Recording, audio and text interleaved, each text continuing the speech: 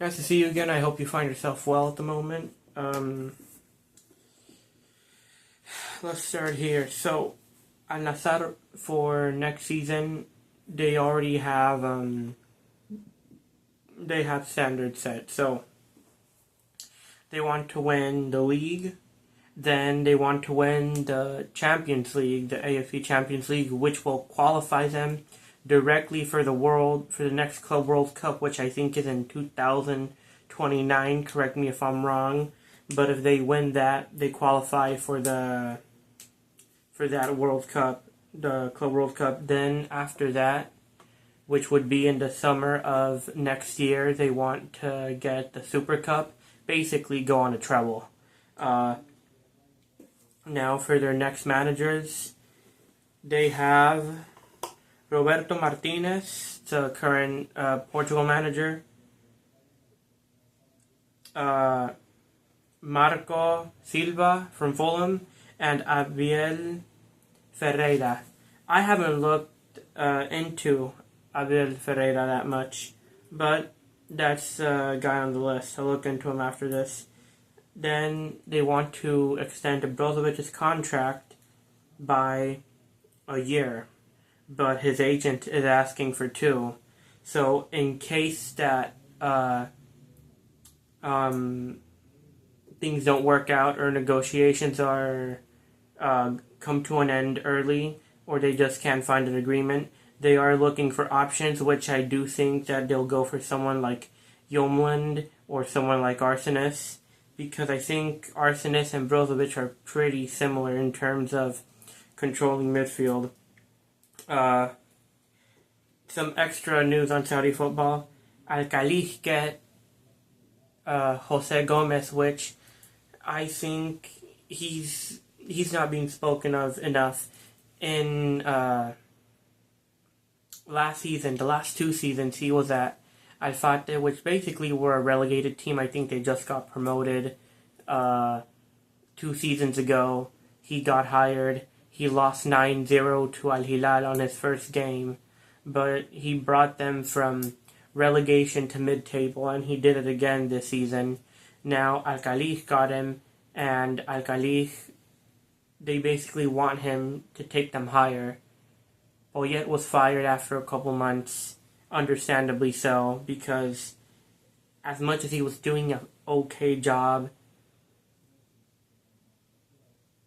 I think there were differences between manager and the players. I'm not quite sure though, but there was something that wasn't clicking in the locker room, and for Poyet, if I'm not mistaken. And then Jose Gomez is hired now, and I think that he'll actually do pretty good. Maybe he'll take them to the Challenge League or something. Now, this might be a shocker, but Jurgen Klopp might go to Al Ittihad. Jurgen Klopp might go to Al Ittihad in October, because I think that's when his Red Bull contract expires. This is not certain though, because Al Ittihad just fired Conceição, because Conceição, he had a couple signings, one from Fenerbahce or one from Olympiacos. He got one from Porto, I think.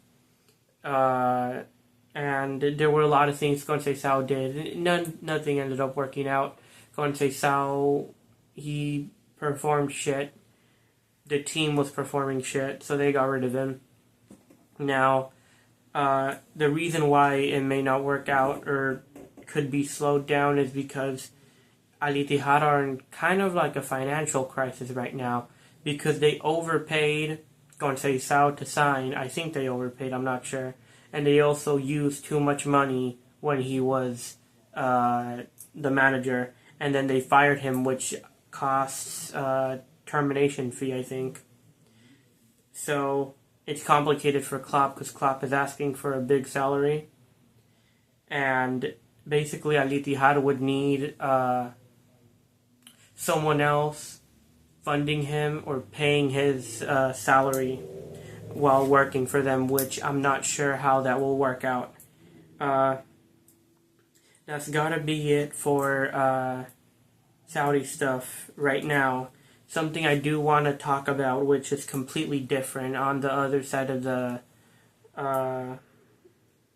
world, kind of, is that Atletico and Barça are beefing right now online, and it's more Atletico and Fabrizio Romano than Atletico and Barça.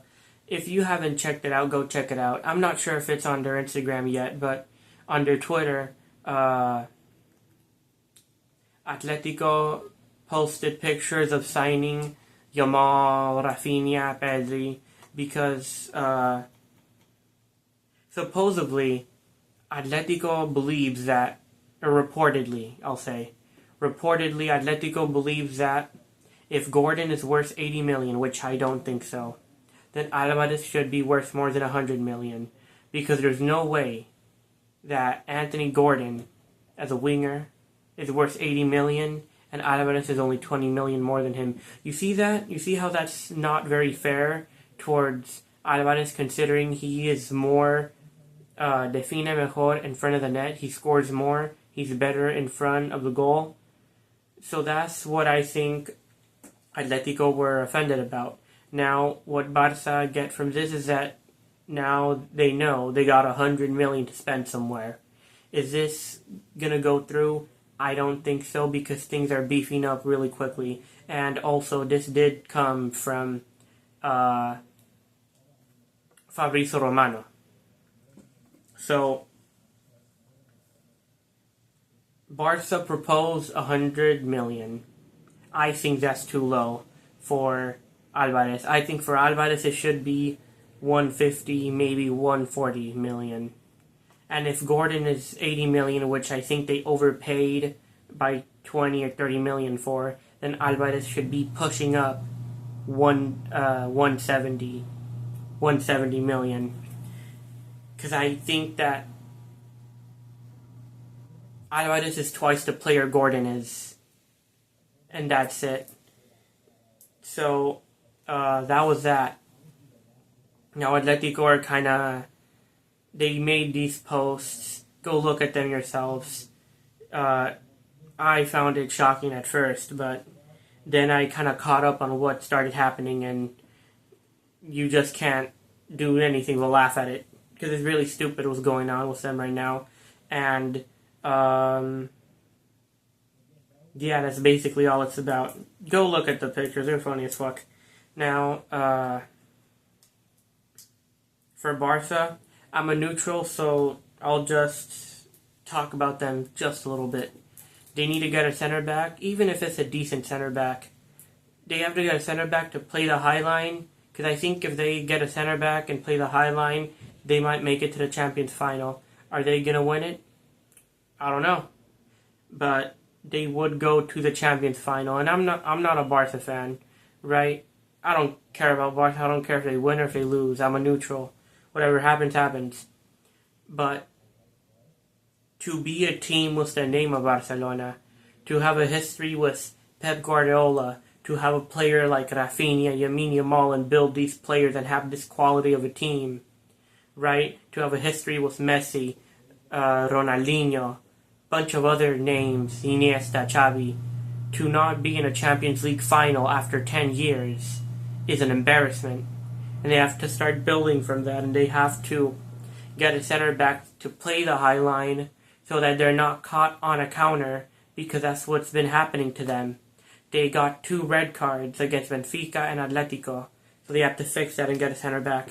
Or, instead of going for Alvarez, they could pay maybe a couple million for Darwin Núñez, which I think would be a good option for them, because not sure if you guys analyze tactics, but a lot of times Flick plays the high line and he has wing play, right? When a midfielder becomes a center back and it's a back line of 3 and the fullbacks push up.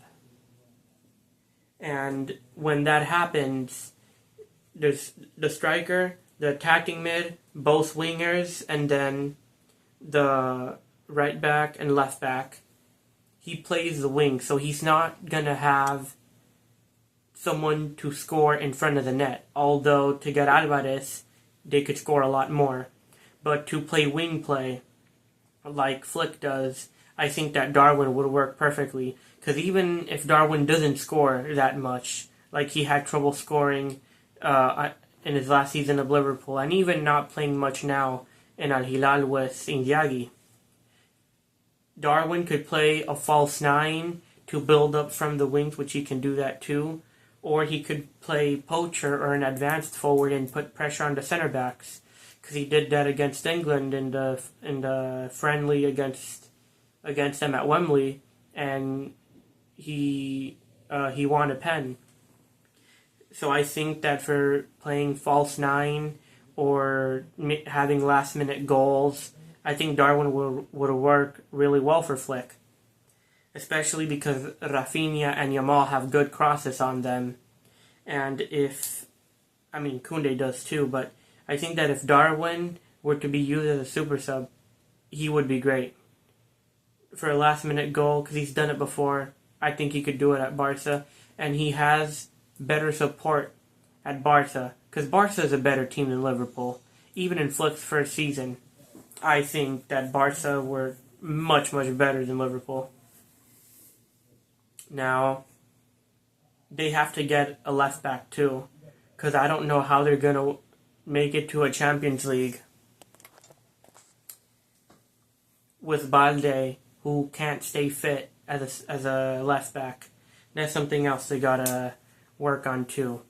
But honestly, I don't think they'll get either of them, because he plays wing play and he counterattacks too.